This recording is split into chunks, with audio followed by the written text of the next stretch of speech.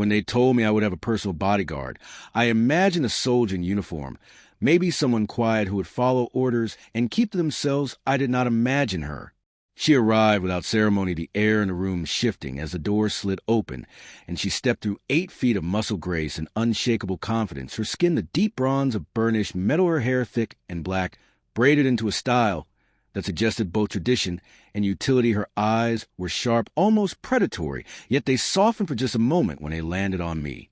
"I am Vela," she said in a voice that carried like rolling thunder. "I will be your shield until my assignment ends." I nodded, not entirely sure if I should thank her or be afraid of her. She was wearing armor unlike anything I had seen before, smooth and matte, but etched with faint glowing lines that pulsed like veins. It was hard to tell if it was technology or something alive.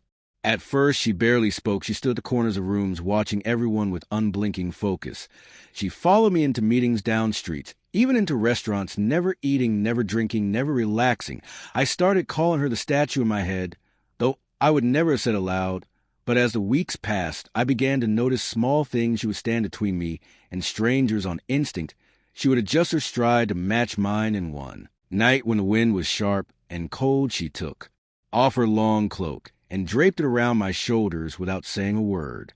The first real crack in her stoic mask came during an incident outside the southern gates. Of protest had turned violent, the crowd surging forward, rocks and debris flying. I was caught in the crush until I felt her hand close around my arm. She lifted me clear off the ground, holding me against her chest as she moved through the chaos like a warship, cutting through waves. One man lunged at me with a blade, and she caught it with her bare hand, snapping it in two, her eyes blazing as she growled something in her own language. The crowd scattered after that. When she set me down, I expected her to scold me for being in the wrong place, but instead she asked softly, "Are you hurt?" I told her I was fine. She did not move for a long moment, just looked at me with something unreadable in her gaze, and then she stepped back, returning to her silent watch. From then on, there was a subtle shift. She began asking questions about me, where I was from, what my home looked like, what foods I liked. She listened intently, as if memorizing every word. And sometimes, when she thought I was not looking, her eyes lingered on me in a way that made my chest tighten. One night we were traveling between cities on a slow transport, the cabin dim and quiet. She sat across from me, her long legs stretched out, her head tilted slightly. As she studied me, "You are unlike others," she said. "Finally, most people I guard fear me or try to command me, but you speak to me as if I am simply another person."